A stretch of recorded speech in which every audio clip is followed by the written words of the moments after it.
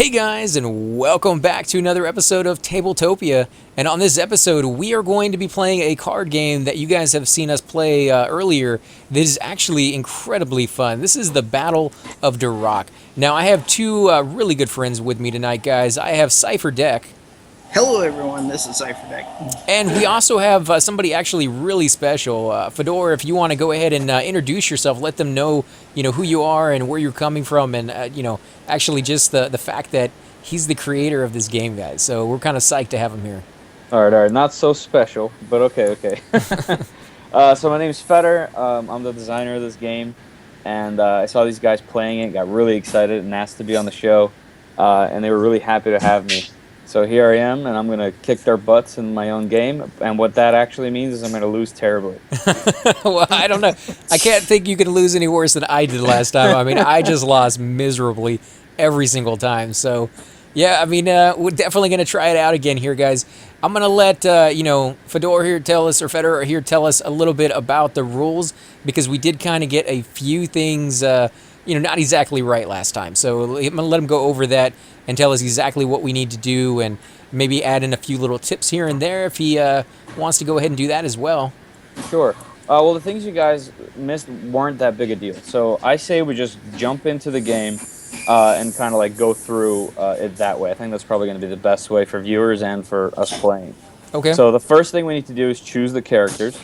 And I'll let AC start first because he's wearing that little crown, according to Tabletopia over here. Okay. So you just pick a character, and I can actually go through each one if you guys want and tell you a little bit about them. Yeah, You yeah, do, please. you, Yeah, tell us a little bit about how Cool. you came up with them and what's the best thing about each class. Cool, you cool. do So have to start the game first, though. Oh, right. Okay, so let's do that. Yeah, let's start the game.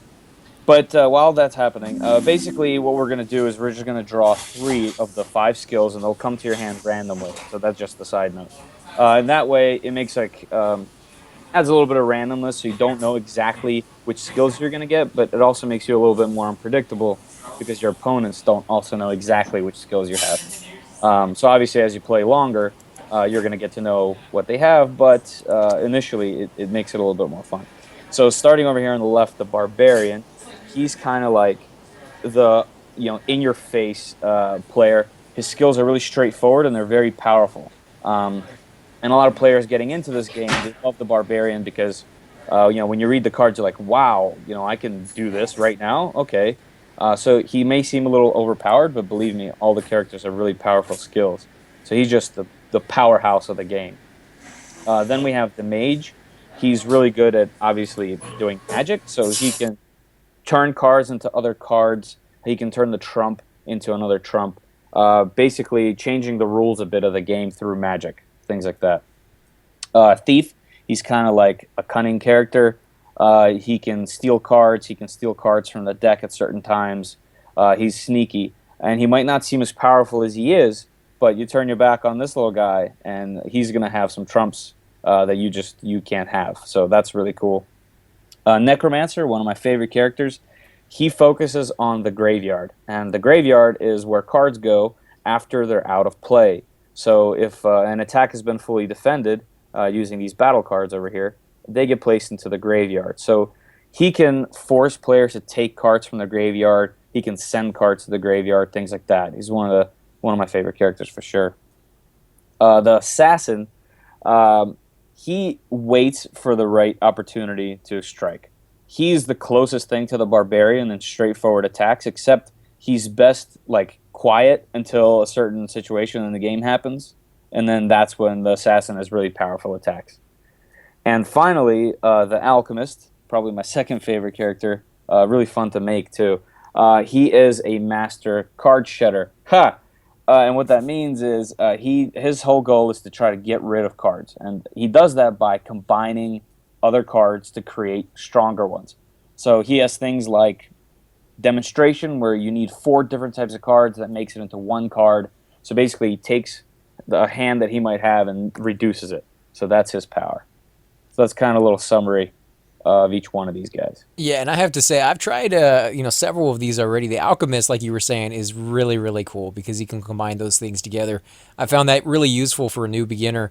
Although I'm thinking I'm going to try the Thief this time because I didn't really get to try that last time, and That sounds kind of nice to be able to kind of just snipe stuff from behind right there. So I'm gonna go ahead and Yeah. draw 3 cards right there, guys.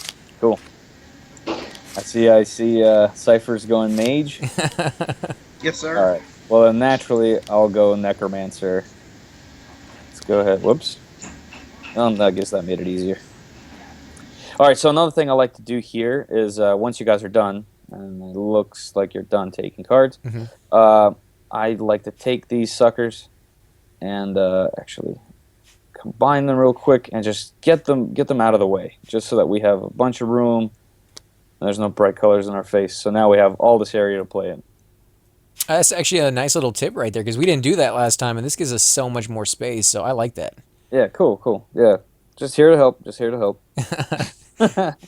All right, Yeah, so this thing unfortunately doesn't work quite as well in Tabletopia, but this was supposed to be the attack token that the player would have in front of them when they are the attacking player. But we can just talk about that, I think, and it'll work just as good. Right. All right, so now that we got our 3 cards, what's our next step? All right, so this is a deck of battle cards, and the one underneath the deck, this 9 of crowns, suggests that the suit crowns is the trump suit for the rest of this game. So the suit crowns is able to beat the 3 suits, which are skulls, hearts, and stuff. So this is the last card of the deck. So big thing, so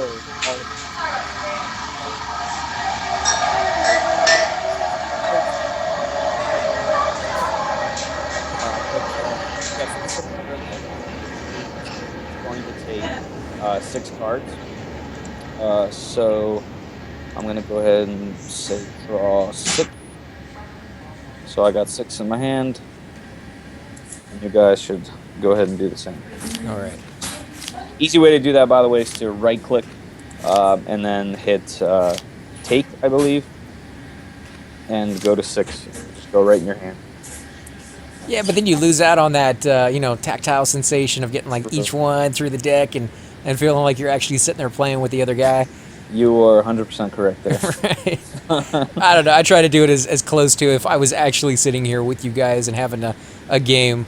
I want it to be as realistic as possible. So that's awesome. So what I usually say is, take a second, look through your skill cards, because they're going to be the ones that save your butt towards the end, especially. Because in this game, we're kind of like building our hands, the hand of these battle cards, and saving up the best cards that we can up until that deck runs out. Because when that deck runs out, the first player that runs out of cards, not the first player, the players that run out of cards, they leave the battlefield victorious, and the person left with cards in their hand is the loser. So if you think about it that way, we're trying to get rid of our low cards and try to save up our high cards, and that's kind of like the main point of this game. So sometimes you get into hairy situations, and that's what the skills are for. That's when you use your character the most. So I like to look through the skill cards, make sure I know what's going on. And if you notice on top of the skill cards, top left, there's 3 symbols. Well, there could be up to 3 symbols. There should be at least 2. The first top one is when you're holding the cards in a fan, so just so you know real quick what skill you have. And the second one down, and sometimes the third one down, tells you when you can play that card. So there's 3 symbols that could appear on the card. One is a lightning symbol. That means you can play the card at any time. Doesn't matter whose turn it is. You can put down that card, interrupt, and play it. The next symbol is 2 swords crossing. That means that card you can use on your attacking turn. So even though it could be your turn to go, if someone is defending currently, you cannot use that card. The swords are just for attacking. And finally, there's a shield icon, which you can use that skill card when you're defending. And if you see both of them, well, you can use it either when you're defending or when you're attacking. Does that sound good? it sounds perfect, man. I didn't know about those little rules in the top left corner about the little symbols. So that's actually going to come in handy. The fact that we can use those cards whenever we feel like it, whether it's our turn or not. I had no idea you could do that. Yep. Yeah. So some of those are real sneaky. I think you're really happy because you're the thief and you got one of those. I won't confirm or deny, guys, but yeah, maybe. Yeah. Yeah. So all right. So Cypher, you're gonna go first, or sorry, AC, you're gonna go first. All right. Should we shuffle the other cards into the deck though? Those. Perfect. I got distracted because I'm excited. So the cards sitting over here are actually the event cards, and if I flip them over just to show you, they're slightly different than the skill cards because they say event and they have a little skull and crossbones. So what I'm going to do is I'm going to shuffle those up so we don't know which one. And since we have 3 players here, we put 2 into the deck. So I'm going to take 1, put it in the deck, and take another one, put it in the deck. And just for fun, I'm going to lock these so we don't mess with them by accident. And the deck, actually, these should be the 2 events, right? Yes. All right, I'm going to shuffle this deck now. And let's do it again for fun. There you go. So we should be good to go. So AC, you're attacking to the person that's on your left, and I believe in this case it's me. Okay. And so I need to start with any card that I want, any suit that I want. Yeah, in this game, unlike other trick-taking games that are in this genre, you don't have to follow suit to defend, and you can attack with anything you want.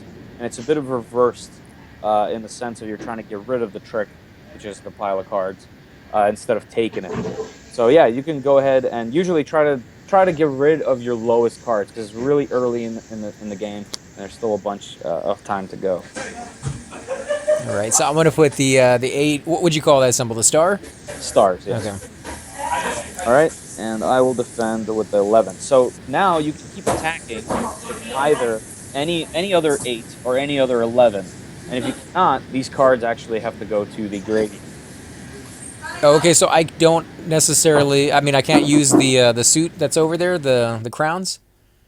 No, you can use any other suit as long as the number is an 8 or an 11, and that's Okay. what you can keep attacking with. All So right. you're what you're trying to do is you're trying to string together attacks based on what the attacking card was and what the defending card was. Okay, I get that. So I don't have any 8s or 11, so I guess that's going to be the end of that hand right there. Yeah, exactly. So what this means is your attack is over, and all we're going to do is, if you let me do it this time, we'll just take them over here to the graveyard, and I like to flip them over so they're facing. Okay. And right now, if the attack token worked, I would be the attack. So what just happened was you basically attacked me with an 8. I defended with an 11. You couldn't keep attacking me. So the attack was successful. We go into the draw phase because we always have to have 6. Okay, so I draw one more card, and you draw one more. Yep, and you were the attacker, so you get to take one first because that matters towards the end. Okay. I just went ahead and drew one. Okay, cool. So we're both up to 6, and it's my turn to attack Cypher. So I'm going to go ahead and look through my cards, and I think I'm going to do 10. Oh, nice. 10 of skulls. So he can defend with any card that's higher than a 10. Exactly. Okay. Higher than a 10 in skulls, because you have to follow suit in this case. The very or first time. You can use a trump. Okay. In each size trump? Any size trump. Unless I attacked you with a trump, then you would have to follow suit with a trump and a higher trump than mine. So in this case, you can do 11 up to 14, or any trump that you have. So if I use a trump and it comes back to me, or if it comes back to me, am I able to then use a trump or a skulls to defend? No, against- you're just looking at the numbers after that. No, it would have to be individually for the card. So if you would defend, let's say, just for an example, a 6 of crowns right now, I would be able to attack with another 10 or another 6 of any suit. And let's say I put a 6 of skulls, you would still need a 7 of skulls or higher, or another trump. Oh, okay. Yeah. Okay. All right. Yeah. Well- Once we get through a few rounds of this, it's gonna. I only have one option then. All right. And it comes back to me, so I can keep attacking him with 10s or 13s. And lucky him, I have a 13. Oh, wow. Lucky me, you said? yeah, lucky you. Well, so you know how if you can't defend, if you don't have the cards to defend, you have to retreat, and retreat means you take the cards into your hand. Yep. And since we're trying to get rid of them, you might think that that's a bad thing, but if you think about it, right now on the table there's 2 13s and a 10. If you take those, yeah, you lose a turn to attack, but now you got some pretty high cards. So you can play this game strategically in that sense, where you could take that on purpose, and the next time it comes back to you, you got some powerful cards in your hand. Oh, so if you have a card, you don't necessarily have to play it, is what you're saying. Like, you can do that on purpose and just take that stuff. Exactly. Like Oh, okay. in a lot of other trick-taking games, you might have to defend in this case, but in Durak and in Battle Durak, you do not. So it adds a little bit more strategy. Yeah, especially if you put some really good cards down right off the bat. So Right. Like 13s were pretty high. So, all right. Yeah. So he had to retreat, but I still need to drop the 6, and I need 2 cards, and I was the attacker, so I get to go first. And he has to go second, but he does not need any more cards because he has more than 6. So AC, it's your turn to attack me. oh, because we skip him, right? Yeah, since he retreated, he gets those cards, but as a result, he does not get to attack. All right. So I think I know what I'm gonna use. I'm gonna use the 8 of Skulls here, guys. All right. And I got an 11 for you. Ooh, nice. Okay, so I am going to have to go with a 10 of crowns, because you said I can use any number of crowns that I want. No. So actually, you'd only be able to use an 8 or an 11 of any suit, but as long as the number is in the play area currently, those are the cards you can put down. Oh, okay. Even though it's the wild card, basically the wild yes, suit. Okay. Yes, that's only for defending. 8 or 11. Yeah. Nope. I am going to have to end the turn there. Okay. So you see how previously I gave him 2 13s basically to take? Right. Oh, well, he defended with a 13, but I gave him another one. What that means is we both know that he now has a pair of 13s. So when it comes to his turn to attack, he might attack us with 2 13s. You see what I'm saying? Yeah. So just keep an eye on what cards people have. So pairs are actually really powerful in the game. All right, let me go ahead and take one of those cards. Yep, and me too. All right, and my turn again. All right, Cypher. I think you're going to lose this one, Cypher. Am I? He Am I does gonna have a lose it? somewhat an unlucky seat in this case. Actually, there you go. I don't have 7s or 8s. Oh, nice. So you actually get to attack for once, man. Yeah, so that is done, and you need to draw up. Actually, sorry, no, you don't because you have 10 cards. Yep. Okay, so I'm going to go with a 9 of Skulls. Okay, so I need to do something better than 9 in Skulls, right? Yep, exactly. So Or I 10 can go with another skulls. 9. You can do 10 of Skulls plus in Skulls, or any crowns that you might have. But I can't do another 9. No, you cannot do another 9. Okay. So any crowns that I have. Let's do that one. Yep. And now, Cypher, you can keep attacking with any 9 or 10 that you might have. Because now those 2 numbers are in the play area, and you can keep stringing together attacks. Mm-hmm. Ooh, smart move. See, he knew you didn't have any more skulls, so... All right. So with me, can I put down any 9 or 10, or because I'm defending, I have to go with something higher? Because you're defending, you have to put something higher in the same suit. Or like you did right before this turn. Right, with the crown. Yeah, another crown. All right, we'll go with crowns. Oh, wow. Well, I'm sorry, because the next thing you're gonna go up to is a little bit higher, sir. That's all right. You know he has I got another. You know he has another 13. Oh, he does, doesn't he? Yes, he does. Oh man. And yes, sir. Oh, that's fantastic. Oh man, that sucks. Since you put down a 14, we know you don't have anything higher. But all I have to do is go past his 13, right? So if I had another 14, I could do it. Yep. If you had a 14 of stars in this case, you would be able to do it. But only of stars. I couldn't do another trump card. You can do any trump card. Oh, okay. Even if it's a 6. So if I put this down, then I can take the trump 14, right, from the deck or any opponent, or the graveyard. Can, but not from the play area. The only place you can't do it is from the play area. So unfortunately, in this situation, you'd have to take those first and retreat. Oh, okay. Well, I think I'm gonna have to do that. I'm gonna have to take that. those. That was great. Good job, Cypher. Thank you, sir. All right, I'll go ahead and draw my 3. Yep. And since it skips AC, it's back to me. Oh boy. Rhyme. and look really weird. All right, let's see.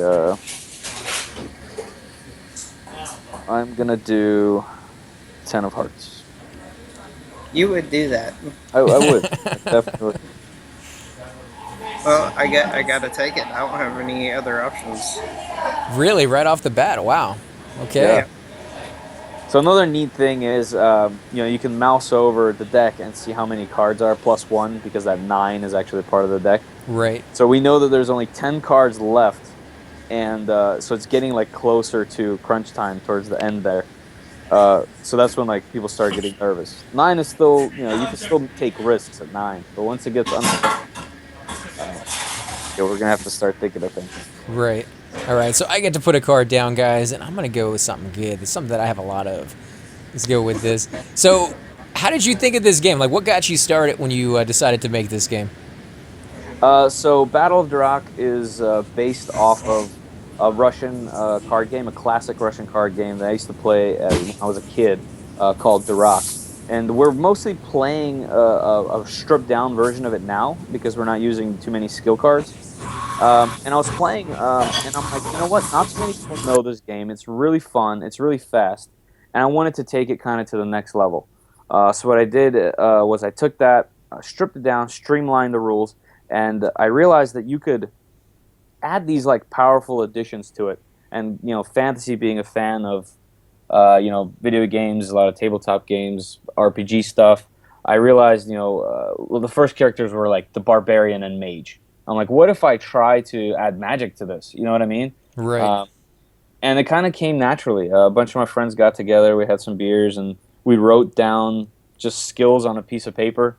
And we played our first game with regular cards and pieces of paper, and it worked really well. And as soon as the next day, I started just making as many skill cards as I possibly could, thinking of ways to do it. And what you guys are seeing is probably about 1.5 to 2 years of work and tuning and tweaking and play testing and demos and conventions and whatnot ended to this. And this was actually a successful Kickstarter. I kickstarted the game 2 times. The first time didn't quite work out because the game honestly had a few presentation issues, and it needed some new some more tweaks. And I tweaked it and put it on Kickstarter again, and it made it. So now it is published by myself, and I got the shipment somewhat recently, actually, a few weeks ago, from my manufacturer. So these are ready for sale. It's a $20 shipped anywhere in the world for the physical copy, and it's available free on Tabletopia to play. That was very cool. I think it's your turn on this one, but where would... Sorry, I talked your ear up. No, it's all right. I just wanted to keep the game going so people can see like how to play it. But where would they go if they want to go ahead and order some of that stuff for you? You can go on battleofdurak.com. My company that I work at called Disruptive, I'm actually publishing the game through there. You can go to the store there and purchase it there as well at dsrp.tv. And for those that are on BoardGameGeek.com, it's actually available in the marketplace as well, so you can get yourself a copy there. And I'll definitely put a link in the description below for you guys where you can find all that. But I think the game is actually awesome, guys. I love playing this one. And the fact that you can play it with friends, anywhere that you want or in person, kind of brings that game to life. So I need to get something a little bit higher than 11 on that one because I'm attacking. So I can use a 9 or an 11. I can go above it, though, right? I can go with something like a 12? No. So since you're attacking, you can only continue attacking with cards that are in the play area. Oh, okay. Why do So I in always this get the case, crappy cards? I never get 9 anything or good. Never get anything good. another pro tip is sometimes when you're the attacking player, you might not even want to attack with a card that's your lowest, or sometimes it's just better to attack with something you have doubles of. You know what I mean? A pair. Right. So sometimes it's best, like one card might be better to attack with, but you hold off because it's better to just string attacks together. Yeah. Oh, and another 11. Yeah, okay, so I think that's going to be the end of my attack right there, guys. That was a good play. It's pretty simple. Yeah, I think I gave you a little bit of an advantage on that one by saying I don't have any 11s. No, you didn't. Yeah. Oh, man. But yeah, so this is not the only game that you got, right? Like you've also done a few other ones. In fact, you're doing one right now that is also on Kickstarter. Yeah, thanks. I'm definitely working on a few more games. I don't plan on stopping. It's just too much fun. But there is one on Kickstarter currently and has 10 days left. So, guys, please check out Dice Bazaar. It is a little bit different than this as it's a family-oriented dice game. But it is both dice and cards, and it's really fun. Players roll dice to try to collect certain cards. And the cards give you power, such as trading for other products, and give you rerolls. There's even a Cobra card that's really fun because it blocks other cards that are in play. So I don't want to get too much into that game, but check that out. It's called Dice Bazaar, and it's currently on Kickstarter. Yeah, and again, guys, I will put all the links below in the channel. Have you ever thought, as you're going on your turn here, because I think it's yours, have you ever thought of doing a VR version of this now that those headsets are coming out, the Oculus and the Vive, that you can play? I mean, I know you want the deck that you actually have in person, but, a lot of people, like for me and Cypher, we're not in the same state, and with some of our viewers, we're going to try to get you guys to come out here. Now that we know we can get you out here, you don't necessarily have to buy the game right off the bat. You can try it out, and we'll do a lot more videos of it. But, have you ever thought of maybe doing the whole VR thing as maybe part of like a future project down the road? I mean, that would be super cool if I could somehow have the funds to do something like that. I would totally do it. All for new tech and new ways of doing it. And just like you said, if it will bring people closer together from far away, I mean, that would be absolutely killer. I would totally try it if I could in some way, shape, or form. Right. So you guys may see that coming here in the future. Now, so what are you going to put? Oh, you're going to put down a 7. Okay, so he got a 7 of stars right there. But yeah, I think this would lend itself really well to VR in the It future. could, yeah, you're right. All right, so I'm defending, so I can put down anything, right? Anything over a 7. Over a 7. Well, Yeah, I that's mean, a if star. we had VR right now, our character, we would be the characters that we chose, and that would definitely do it. Yeah, depending on like what avatar you have, it could be kind of creepy. But Uh-oh. did you get booted?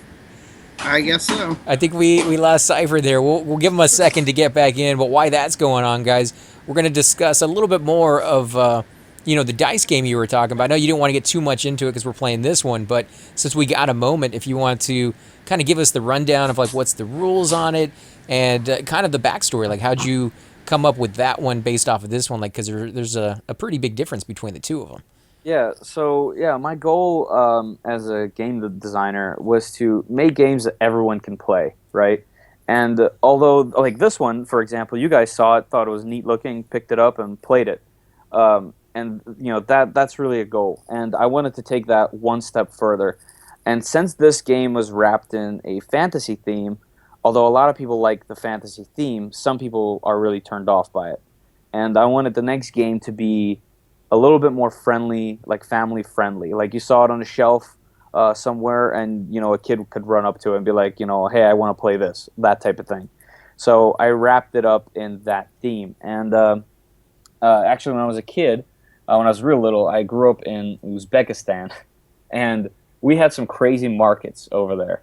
So the theme of Dice Bazaar, of being able to purchase things at a bazaar, came like kind of naturally to me, and I just took that and ran with it. And so in this game, it's a 2 to 4 player game, but it could go higher. It depends on how well the Kickstarter does. Everyone has 6 dice in front of them, and in front of them there's a board, a market board, and it has products on it. And all the products vary in value, but they also have a cost, and the cost is these dice called price dice, and they sit in front of the cards. So each player just rolls their dice, rolls their 6-player dice, and depending on what numbers you have, you match them to the price, and you could buy the products. And the game ends when the bazaar runs out of 2 products. When the product cards are empty, the merchant closes down the shop for the day, and whoever has the most points in product value wins. So it's very simple gameplay. Anyone can roll dice and connect the dots, but there's also a little bit more strategy to it, a little bit more depth, if you think about it that way. And that's kind of like another goal of mine. Like, for example, this game, you could play it as simply as I put down the 7, If you have higher than a 7 in your hand, you put that down. This is done. Move it over. But you could really strategically play it where maybe you don't want to play this 7 or 8 or higher to beat this. Maybe you want to take it because you have another 7 in your hand, and when it comes back around to you, you'd be able to attack with 2 cards and string together a higher attack. You know what I mean? Right. So it's like long-term thinking in it. Yeah, yeah. So I'm basically trying to make things that are very approachable, that anyone can play, but at the same time, if you're an avid gamer, like I'm sure all of us are, we could pick this up and really dive deep and get into it. Right. It's kind of complicated in that sense that it's like, how do you do that? Like, how do you, get something that's balanced enough to be, approachable by somebody who's young and getting into the games for the very first time, and yet still, enough complex to, get the hardcore gamers, the guys who have been playing for a while, to kind of come in there and be like, oh, there's still room for us to explore and play the game a little bit differently than that. Do you find it is kind of, tricky to get that very fine line that you're looking for? Yeah, definitely. And it's hard to satisfy both type of players for sure. If you make a too simple of a game, it gets criticized as being too simple of a game and just for beginners or just for families or just for non-gamers, that type of thing. And at the other end of that, if you make it too complicated and someone sets it up, let's say you own a game, you just set something up on your table and you invite friends over, and it has this crazy table presence with all these pieces, you know what I mean? Yeah. They're going to grab their drink and try to do something else, We know exactly what that's like. We the very first game we came across had something like 400 and something pages of instructions. It had like 80 something pieces on it, and it was just like, I guess if we have 5 hours to sit there and try to figure out the rules, we might be into it. But yeah, you definitely don't want to go that extreme when you first start off. So yeah, I completely understand that point of view. And I would definitely like to make something like that, but that's kind of not my goal. At the moment, at least, only because not a lot of my friends are gamers, tabletop gamers, or gamers in general.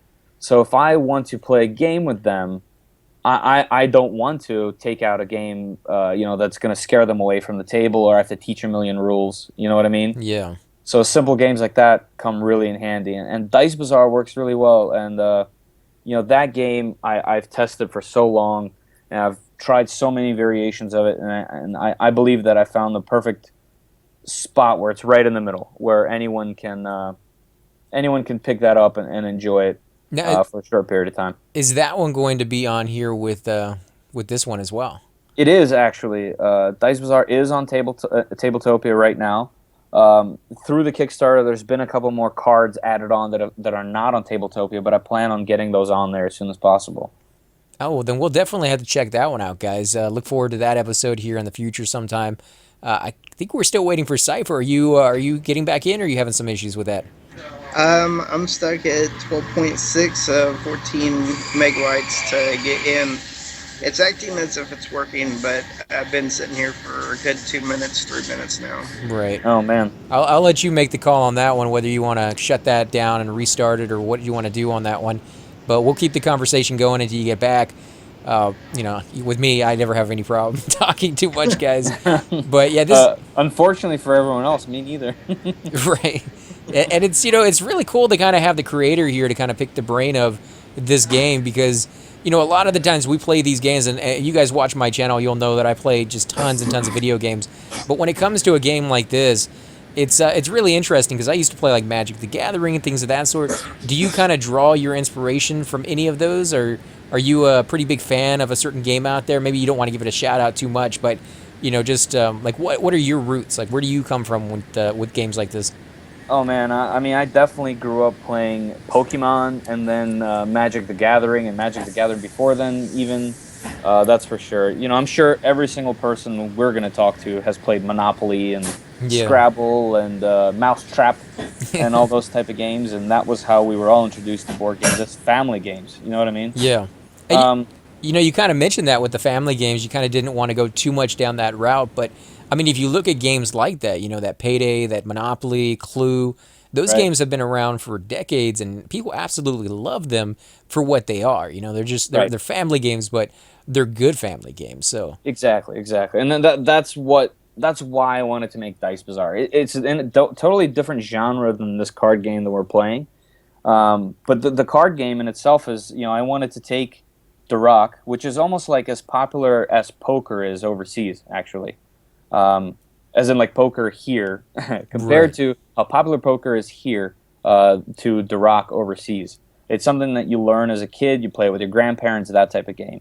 But no one really knows about it. So I just kind of wanted to, bring it into light. And I'm sure you can see a little bit of Magic the Gathering influence in the cards and the skill cards and whatnot in the graphic design. But I also wanted to stay traditional to playing cards. And maybe that was one of the reasons why you guys were drawn to it, because it looks almost simple in the sense of, oh, I'm just playing with these simple numbers that look like playing cards. Well, You I know? mean, yeah, I mean, in the sense that we weren't trying to look for something that was 800 and something pages long. Right, That right. it's definitely a lot simpler than that. But we were also looking at something that was, interest, something that caught our eye, and the cards did that, and so did the rules and the instructions and what we were looking at as far as the gameplay and being able to have not a quick game, like we wanted something around 15 to 30 minutes, maybe 45 minutes on length. And I think that's key, like if you're going to be playing a game like this, chances are you're not going to want to sit there for like 3 or 4 hours. Right, exactly. Well, thank you. I appreciate it because that's exactly what I was shooting for. Yeah, and I think you did a fantastic job on it. I mean, how did Thank you you. come up with the time on it though? Did you kind of sit down and think about that and be like, most people are going to be wanting to play about 15, 30 minutes, or were you like, I just don't want them to have to sit there for too long? Well, it definitely depends on the genre of game. Since this one, this card game kind of falls into the filler category, although obviously it can be the main event of your game night or your game session, whatever. It's definitely meant to be kind of like a filler game, something you play really quickly between games. And one of my favorite things about it is it's sessionable. That's why I added so many skill cards to this game and so many different characters, because you can play 2 3 games in the sitting technically, especially once you've learned the game and you play it really quickly. It'll last 5 to 10 minutes, so you get to play several different characters, play several different styles. You know what I mean? Yeah. Try several different strategies in one sitting, and that's what I really wanted. Right. Just something quick, simple. Get your game fix, get your fantasy theme fix, play some cards, that type of thing. Still talk with your friends. Right, and not have too many pieces so that you don't have to be like this can all fit in your pocket. You Oh know? yeah, it's technically slightly larger than a deck of cards. It's the size of 1.5 to 2 decks of cards. Right. So if you know you're going to be going camping or something along those lines, you can take this with you, and you don't have to worry about losing pieces or, not having all these different size cards or having the board with you. Like this can just be put down on any piece of, you know, surface that you have that obviously you're not going to want to get wet, but something out there on a camping trip, some kind of desk or a table or something like that. Yeah, portability was definitely a huge. That was something I was shooting for sure. And the box that this comes in, it's not big, but it still has presence on a game shelf. Actually, the first time I launched this campaign, the game came in a tuck box, a slightly larger tuck box, something you would see traditional playing cards in. Right. But those don't look impressive in someone's collection.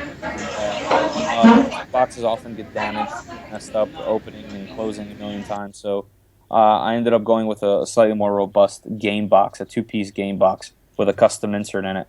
But now, when you have this game on your shelf, or it's on your bookshelf, or it's laying somewhere, it has slightly more presence, and it looks much more appealing, in my opinion. So I definitely wanted to shoot that in that direction. Right. But to answer your previous question, sorry, Cypher, go ahead. Any? I was gonna say, looks like your guys are gonna have to continue without me, and then I'll have to join the next game. Uh-oh. Oh, okay. I mean, it's not letting you back in? No, I'm gonna completely restart the computer, and it won't. Since I was logged in as a guest, it is not letting me. It's not letting me come back because it is a guest account, and since there is no login for a guest account, Right. you Oh, can't. man. I won't come in with the same cards Right. that I had. All Yeah. right. All right. Well, then I guess we'll finish this off really quickly with just me and you, and then of course, later down the road we can get Cypher back in if we do another round, later in the week or something like that. So let me go Sure, ahead. sure. Yeah, Right. this happens in person too. People got to leave sometimes. There's no problem. Technical difficulties, people leaving, same thing. Right. So one thing, the cards that he had in his hand, we obviously like lost those pretty much. Oh, because he So actually still physically had them. yeah, yeah. So it doesn't matter too much to me. I'm gonna have fun regardless. I'm just wanted to note that, like, we're not gonna get those back. Right. So not only did we lose a player, guys, but he physically took the cards with him and forgot to leave them on the Yeah. table. So yeah, I am going to be a little shorthanded on that. So let's see. I need to do something a little bit more than a 7 of the same suit. So let's do a 10. Let's Okay. see. And let's see, we have 6 cards left, 7 cards left. Here's what I'm gonna do. I'm going to give you a 7 of crowns, which is the trump. So the only cards you can play are an 8 of crowns or higher. Okay. I can do that. I can do that, guys. We'll go with another 10. Give you 7 of the 10, guys. I'm not going to make it any easier on Oh man, I was hoping you'd have something else. him. I think we actually just did this last turn, so I got rid of Yeah, those yeah. cards finally. All right. All right, so let me draw back up to 6. And I actually got 6 cards right now, guys, so I am good. All right, it's your turn to attack me. All right, what are we going to go with? We are going to go with something good. So keep in mind, there's 5 cards left, right? So it means we're getting closer to the end. And keep in mind those crazy skills that you have; they might come in handy. Right. Just saying. All right, here we go. We're going with the 13 right off the bat, guys. All right, man. I'll give you an 8, and I can, I can put down that 8 because it's a trump, and it can beat other suits. Right. All right, I'm going to go with the 13. Again. That's right, guys. All Finally right, got here's some what I'm good going to stuff. do. I'm going to play Kiss of Death, which says send any battle card to the graveyard, and I will choose this 13. So what that means is, let me put that back on the table so you can see. So what that means, I just, I Kiss the Death that card, and now it's off the table, and it's back to you, and you keep attacking with 13s or 8s. Okay, I guess I might have to end it then. Yeah, it's going to have to be the end of my turn right there. I was hoping you'd go That with was something a little bit higher than a 13, but you never did. So. that was my necromancer laugh. I don't know if it worked or not. All right, so this is going to go into the discard pile? Yep. All right. And you were the attacker, right? So do you need any cards? I do. I need 2 of them, so let me go ahead and grab those real quick, Another guys. thing is battle events haven't come out yet. Actually, I just got one. I think we have Oh, to there play you it go. immediately, right? Yeah, so what you do is you put that down and you continue drawing cards up to 6. All And right, just once one more. everyone is done with the draw phase, which I just need 1 card, so let me go ahead and grab that. Just one more Oh, left. and I got the second one. There you go. And the last one is a trump card, but I get it because I got really lucky, I guess. And now we do these in the order that we got them in. So we got Duststorm first. Oh no, Duststorm. Here come, all my plans are going to be ruined. So this thing says, take each player's battle cards, including your own, and shuffle them together. Deal out all cards one by one, starting from your left. So we are going to have to put down our cards. All right, we'll do that. Here, no. I'll just throw them on top of there. All right, is there an easy way to shuffle that? Yeah, so what you do is you take one, throw these on top of it, and it makes a deck. And now we can flip it and shuffle. And actually, because you drew that card, right? I drew taxation. Right.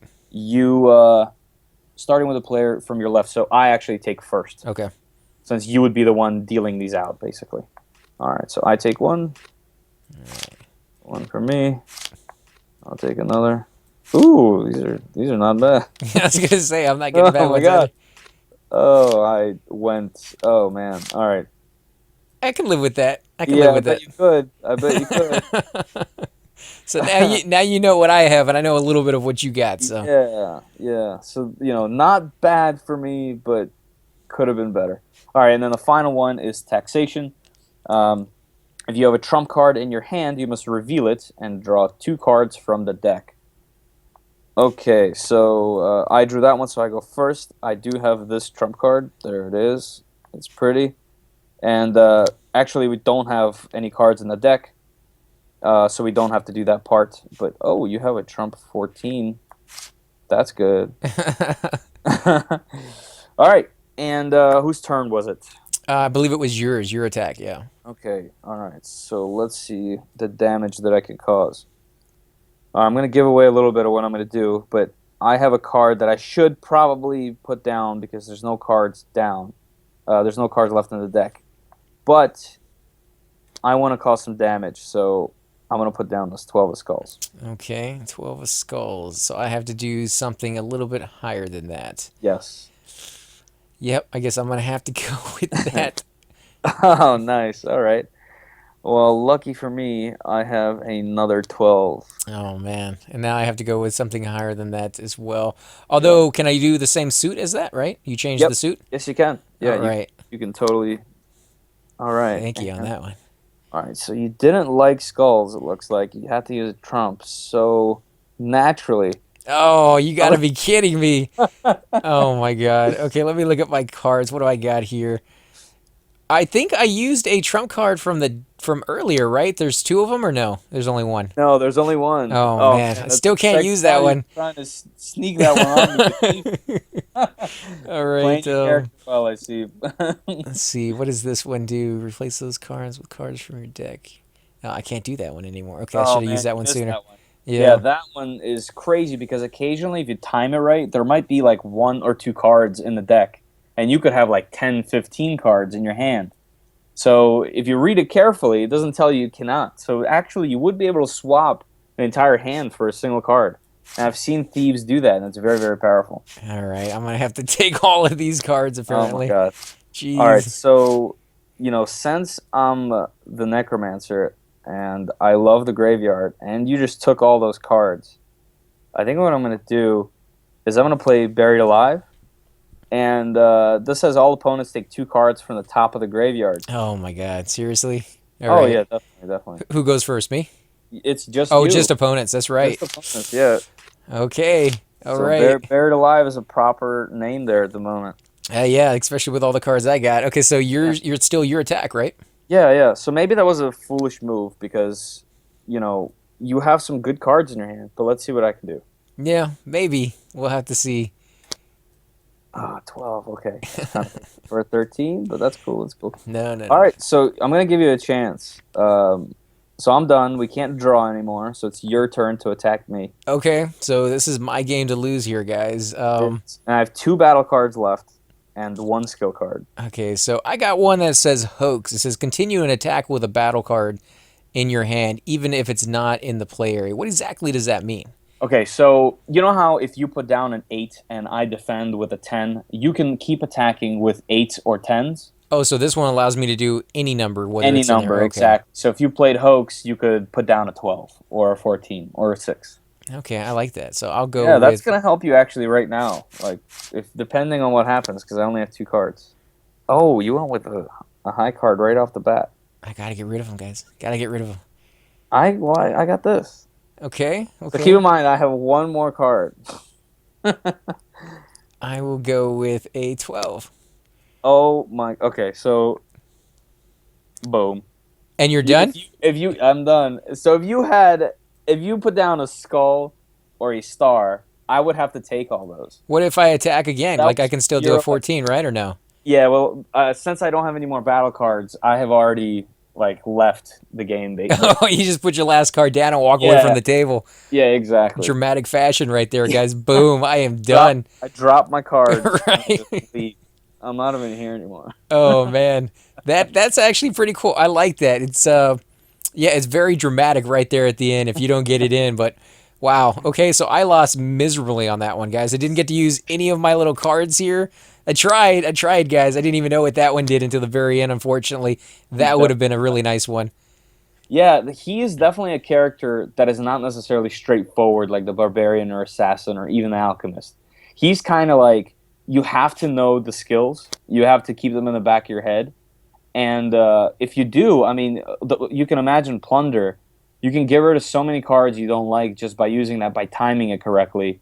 You know what I mean? Even if you use it mid-game, let's say you just took a whole heap of cards from somebody, right? Especially like in a 4-player game. Right. You could trade it. You could play Plunder and discard your cards into the graveyard and trade them from the deck and get a whole new hand and potentially get a whole bunch of trumps. So it's really useful. Or Pokes, like, obviously, you can continue crazy, stringing crazy attacks. You just have to. He's more like, he's a thief. He's a trickster, yeah, the and that's timing. kind of what it's all about. Yeah. Yeah, like you said, I mean, just getting rid of all those cards and only picking up maybe 2 or 3 that are left in the deck would have been epic. Like if I had known that, I definitely could have done that instead of having the whatever the 16 or 18 cards that I had there at the Yeah. end. So yeah, I like that race. I like that class. It's very interesting on that one. But guys, this has been a really cool playthrough of Battle of Durak. If you guys want to find this game, definitely look down in the comments, or not the comment section, in the description down below. I'm going to have links to the website as well as to the Kickstarter campaign for the new game as well. So you guys can go over there, check it out, give them a little bit of love, let them know that you like the game. Give whatever kind of donations that you can and help get that going, because you may one day see it there in the store and you'll be able to point to your friend and be like, I helped get that thing going. So I want to give a big shout out again for Fedor coming out here and joining us. If you want to, give a shout out to any webpage real quick before we head out. Thank you. Yeah, definitely to my Kickstarter for Dice Bazaar. That's kind of like the hot item for me at the moment. Dice Bazaar on Kickstarter. And obviously, battleofdurak.com. You can check out this game if you're interested. Yeah, thanks, guys. I really appreciate you tuning in and hearing me talk about my games. And we appreciate you coming out, man. And as always, guys, I'm AC Gamer, and we will definitely catch you all next time.